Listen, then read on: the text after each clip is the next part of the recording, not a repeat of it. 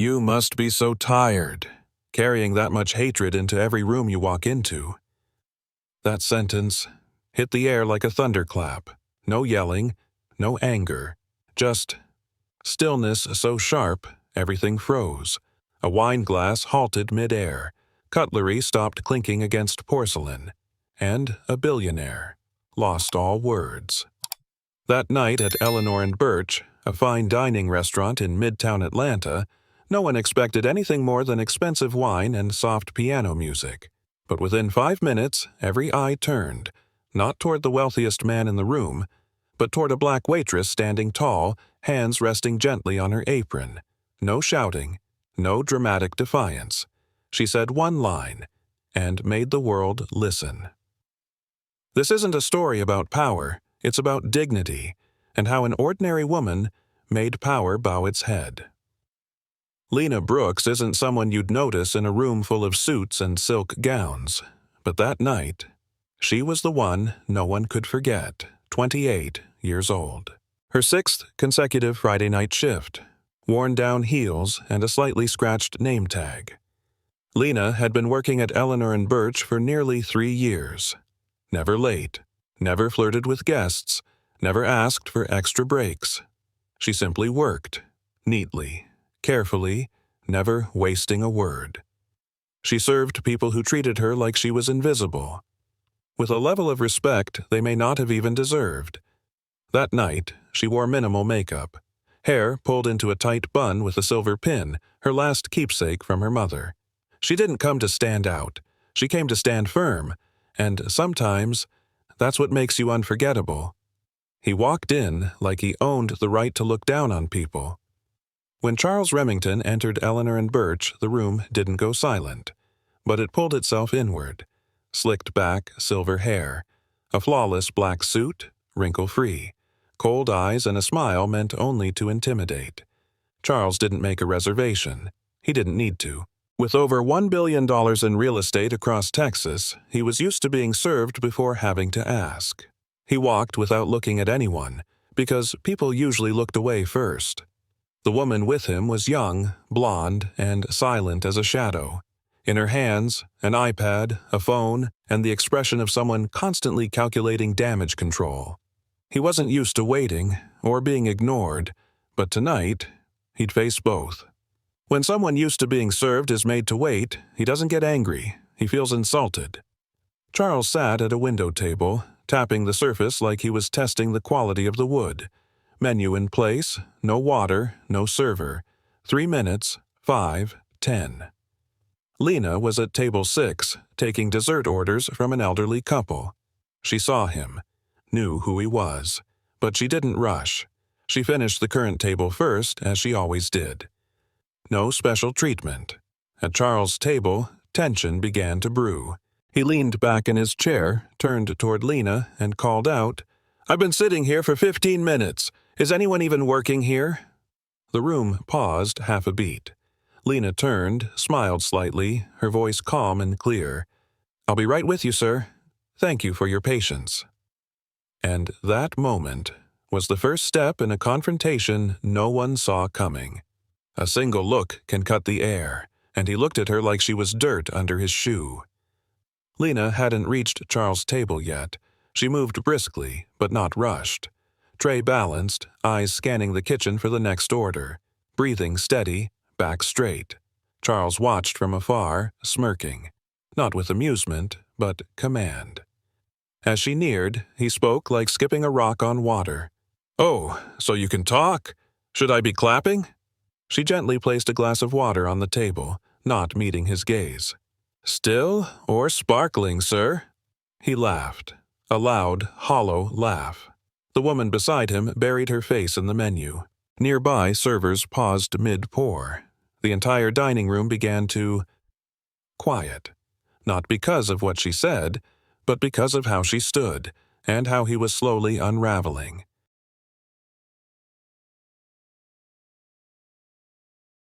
A single look can cut the air, and he looked at her like she was dirt under his shoe.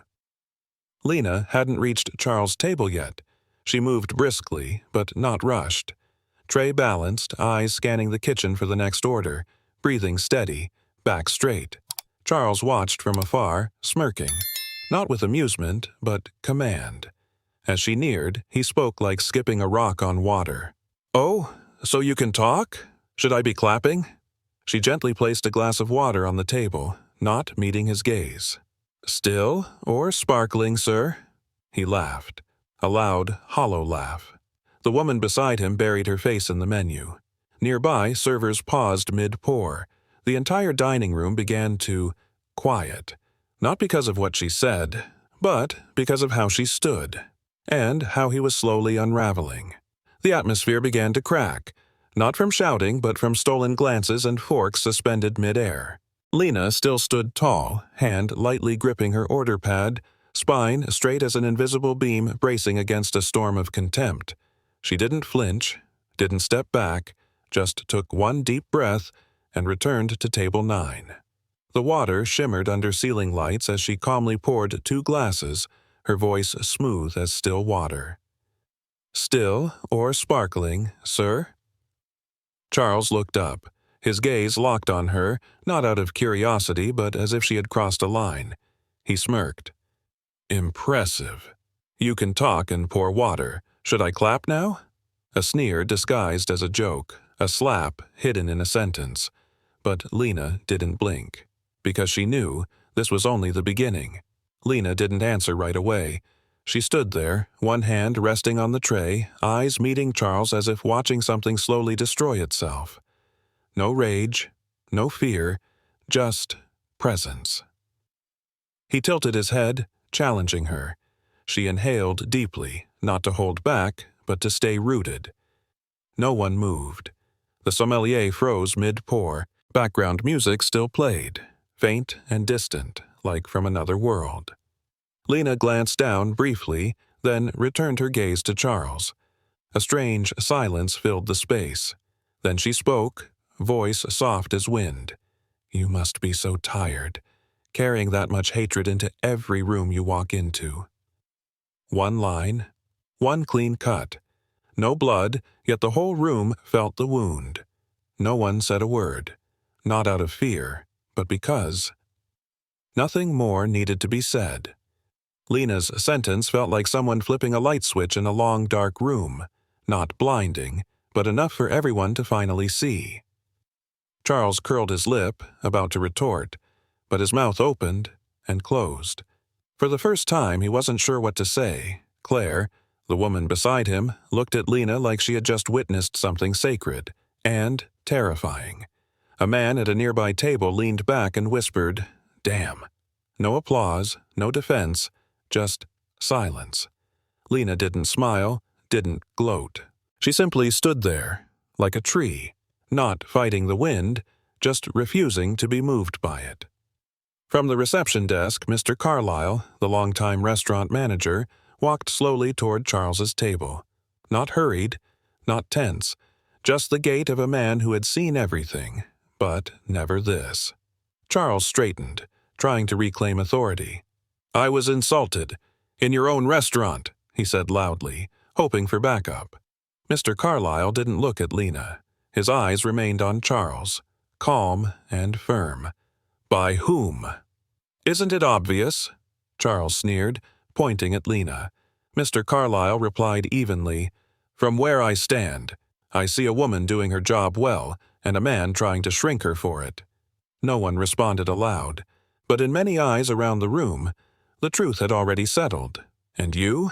If you witnessed this in real life, would you speak up, or would you stay silent, like the entire room just did?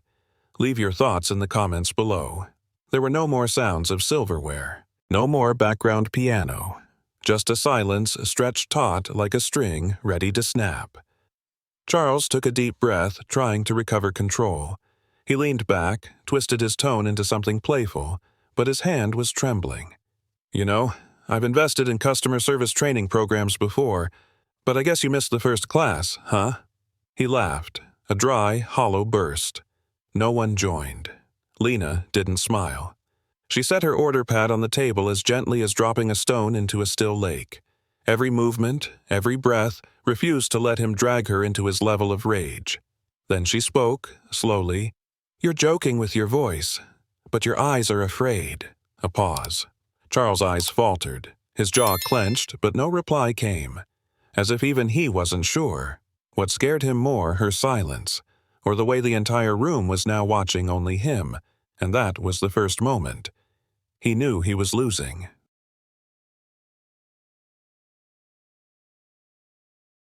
The atmosphere in the restaurant had shifted. Not the tension of silence, but the silence of realization. A truth had just been revealed, right there among golden lights, clinking cutlery, and the fading notes of jazz. But Charles didn't stop. He leaned toward Lena, his voice low but laced with poison. "You recommend the blackened sea bass? Sounds fitting." The words landed like an oil spill in the room. A server froze mid-step. An elderly couple exchanged heavy glances. Claire closed her eyes as if wishing to vanish from her seat. Lena didn't answer. She didn't frown, didn't turn away, didn't scoff. She simply stood, like a mirror forcing the other to finally face himself. And slowly, the entire room began to understand. This wasn't just about dinner anymore. It was about how someone chose to hold on to dignity, in a place that never expected her to have it.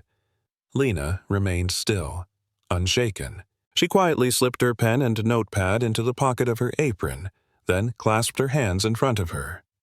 Exactly as her grandmother once taught her to do when facing someone who had lost their grace. Her eyes never left Charles. Not in confrontation, but in acknowledgement. Not with anger, but with clarity. Then, in a voice soft enough not to shout, yet loud enough for all to hear, she spoke. "The kitchen's a bit busy tonight, but I'll put in your order. The sea bass is fresh. I'd still recommend it." Charles raised an eyebrow, ready to say more, but before he could, Lena continued, calm and precise. "And if you're not ready to choose, I'll need to attend to other guests who also deserve respect." No applause, no response, just a silence that lingered like the echo of truth. A truth that didn't need to be shouted, because it had just been spoken, with dignity. The room no longer revolved around Lena. Now, all eyes turned to Charles. Something was shifting, not in words but in the way people looked at him. Claire's gaze, once evasive, now met his. For the first time that evening, she didn't hide her shame. A man at the bar set his glass down without sipping. An older woman turned slowly, her look sharp, saying without words, "We see you, clearly." Charles felt it. He shifted in his seat, adjusted his collar, scanning the room, searching for an ally. There were none. His face began to twitch. For the first time, power couldn't shield him from being seen as he was. Lena still stood, unmoved. No words, no reaction, just a look, devoid of hate, devoid of pity. And that look made Charles blurt out something that made the whole room hold its breath. From the bar, Mr. Carlyle, the manager, approached once more, slow but resolute. He was no longer just observing. Now he was acting. He stood behind Lena, his voice low but clear as a hammer on stone. "Sir, is there a problem here?" Charles sprang up, stung with wounded pride, trying to reclaim dominance. "Of course there is. I've just been publicly humiliated in your restaurant." Mr. Carlyle didn't look at Lena. His gaze stayed locked on Charles. "By whom?" Charles scoffed, pointing straight at Lena. "Who else?" Then Mr. Carlyle responded, not loudly, but loud enough for every table to hear. "All I see is a woman doing her job with calm and professionalism, and a man using his voice to crush what he can't control." Charles stood frozen, and when he turned to the only person left, Claire, for support, he realized. She was already preparing to leave. Claire stood up, not with drama, not with haste, just one quiet, decisive movement. She picked up her purse, adjusted her coat strap, and looked at Charles, for the first time that night, fully. "I'll call a car," she said, voice quiet but uninterruptible. No apology, no explanation, just a quiet exit from a place she no longer wished to belong to. Charles was stunned. "You're leaving too?" "I'm not leaving," Claire replied. I just don't want to stand beside the version of you that thinks this is power." No one stopped her. No judgment in the room. Just a silent agreement. She wasn't wrong. Lena didn't move, didn't look at Claire. But in her heart, she knew. Someone had just chosen to walk away, refusing to stay complicit in silence. And then, something small happened. A gesture without words, but enough to shift the air.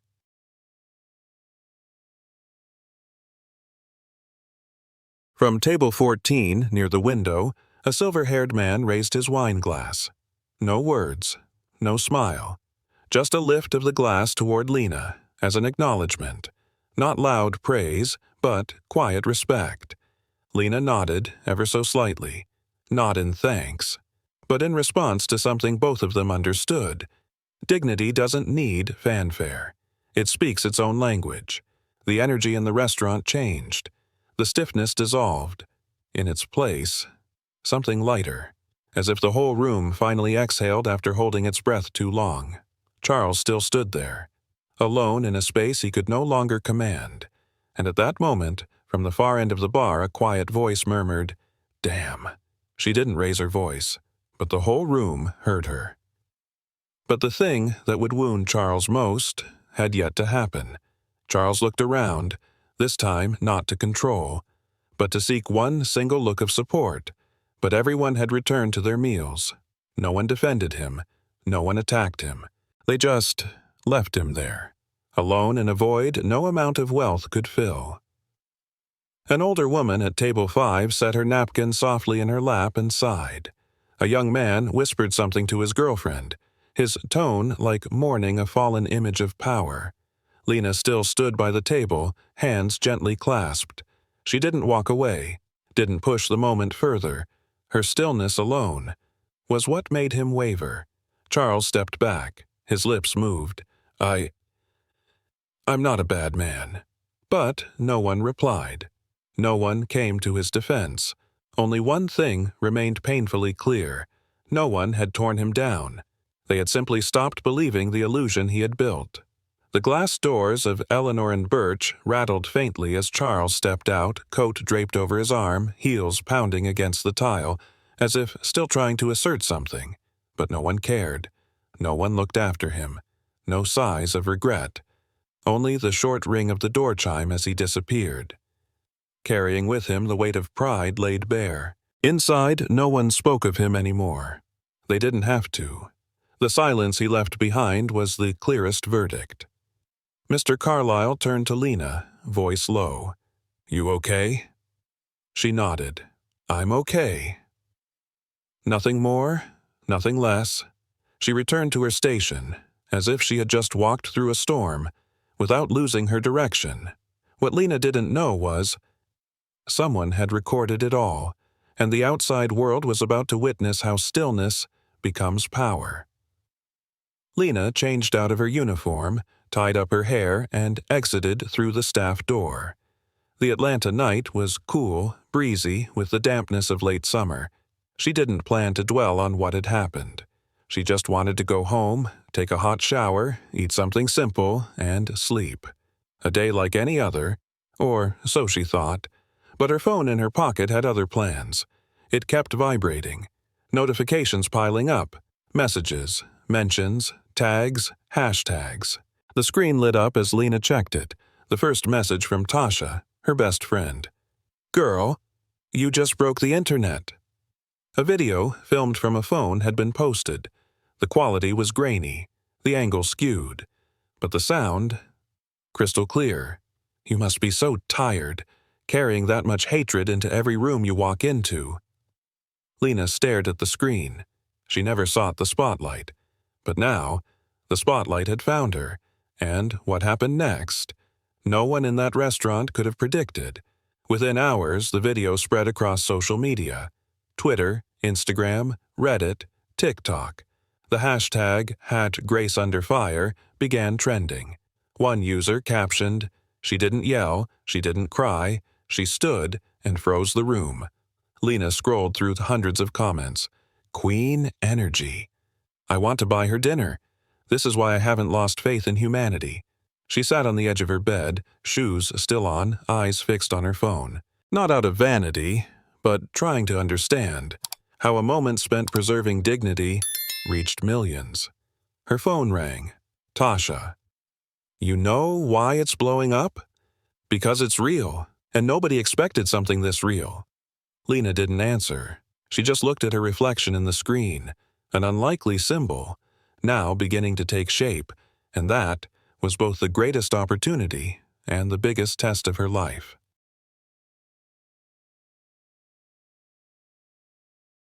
The next morning, Lena arrived at the restaurant earlier than usual, not because work called, but because she needed to step into the familiar kitchen before the world came rushing in again. But as soon as she clocked in, Mr. Carlyle was already waiting at the front desk. He didn't ask, "Are you okay?" He just looked at her and nodded slightly. "Everyone's talking about you. Local papers, even national stations are calling. Do you want the day off?" Lena shook her head. "No, I want to work." He nodded again, then added, "If it ever becomes too much, just let us know. You don't have to carry the weight of being someone's symbol." Lena smiled faintly. She didn't come to be a symbol. She just wanted to keep living by the values she had stood firm for. But just a few hours later, those values would be tested in a way she never expected. By lunchtime, the restaurant's phone rang non-stop. A CBS reporter requested an interview. A fashion brand offered to make Lena the face of modern female strength. A PR firm pitched turning her into a symbol of calm in chaos. Co-workers passed by whispering, half admiring, half cautious, "She's really famous now." Lena simply wiped tables, folded napkins, checked menus, like always. Tasha texted, "They're turning you into a role model. One sentence, and now you represent a whole movement." Lena exhaled, typed back, "I didn't speak to represent. I spoke because I was tired of being silent." She knew the attention came from admiration. But she also felt this. When people turn you into a symbol, sometimes they forget you're still human. And later that afternoon, the man she once silenced would speak. By the end of the day, an official statement from Charles Remington appeared across major platforms. A letter of apology posted by his PR team, titled, "I sincerely apologize for my inappropriate behavior at Eleanor and Birch." Beneath the post, thousands of comments. Is this real remorse or fear of cancellation? What exactly are you apologizing for? The insult? Or being caught? She doesn't need an apology. She needs you to learn respect. Charles also released a short video, seated behind a walnut desk, voice low and somber, reading the apology like a balance sheet. Lena skimmed through. Didn't stop. To her, an apology only matters when it's not crafted by a crisis management team, because true remorse isn't shown in words. It's in what you choose to do next. And then Charles did something no one expected, especially Lena. During the evening shift, a man in a gray suit, no tie, appeared at the front desk. Silver-rimmed glasses, deep voice, introducing himself. "I'm Mr. Remington's legal representative. I'm here at his request, not to pressure, only to deliver a message." Lena stepped out, her eyes as calm as always. "I read the letter," she said simply. "Mr. Remington would like to meet, or at least offer a personal apology, not through media, not in public, just person to person." Lena paused for a few seconds, then slowly shook her head. "I don't need to meet him." The man nodded, as if he'd expected it. "Is there anything I can say to him?" Lena replied, voice gentle but resolute. "Tell him I wasn't standing there so he could redeem himself. I stood so people could see where the line should be." And, for the first time, a lawyer gave no rebuttal. He simply bowed slightly, then left. The envelope lay still on the table like a question no one had answered. Lena looked at it for the third time that day. She didn't open it, didn't throw it away. She just sat with it, a cup of tea gone cold, her mind refusing to pick a side. Inside, the representative had written, "Mr. Remington wishes to establish a scholarship in your name, fully funded, for 5 black students in East Atlanta." A gesture that might seem noble, but to Lena, it felt heavy. In my name? She asked, silently. Every time someone attached her name to a good act, she felt herself being pulled further from the truth. She didn't choose to be a symbol. She just chose not to bow. Part of her wanted to refuse, but another part thought of 5 young lives who might not have to face what she did. Lena folded the letter, eyes turning toward the window. The sunset spilled across the table, soft light, yet firm. And then she decided, if they're going to use my name, then I will define what it stands for.